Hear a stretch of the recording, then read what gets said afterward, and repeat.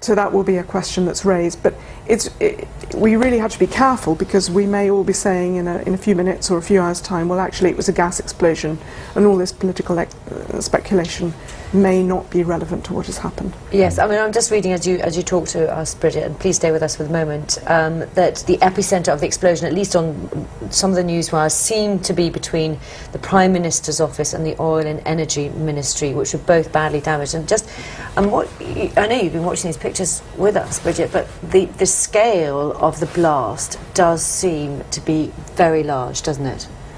It does, but I mean, that doesn't mean to say that No. means in itself that it was deliberate, although if it was deliberate, well, it has caused a large explosion. We can see the smoke rising above the capital still now. We have seen that a lot of buildings had their windows blown out. Yeah. Of course, in a built-up area like this, where there are a lot of government buildings and high-rise buildings, there will be a lot of glass that shatters, because there will be a lot of plate glass and a lot of high buildings, and therefore they're vulnerable to that sort of damage.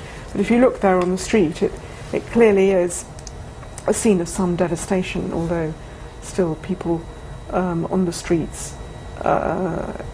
It's quite shocking, isn't it? Yeah. The extent Yes. of the damage. Certainly these pictures, which I think have in some cases come via Twitter, which were clearly taken so soon after the blast, gives you an immediate sense of the scale of it, and the element of confusion which would always creep in straight after a blast has gone off, as people are not at that point cordoned off, because it is, you know, it's before the authorities arrive at the scene, and there, well, that may or may not be significant, of course, because there was a report, wasn't there, about a car, I think Reuters talking, Bridget, about a car having been found damaged nearby. Well, you would always, if you were there and thinking about this in journalistic terms, about what might it be and what might be the motivation and what might be the relevant elements, you would say, well, is there a mangled car? And lo and behold, there is. That doesn't necessarily mean it's relevant.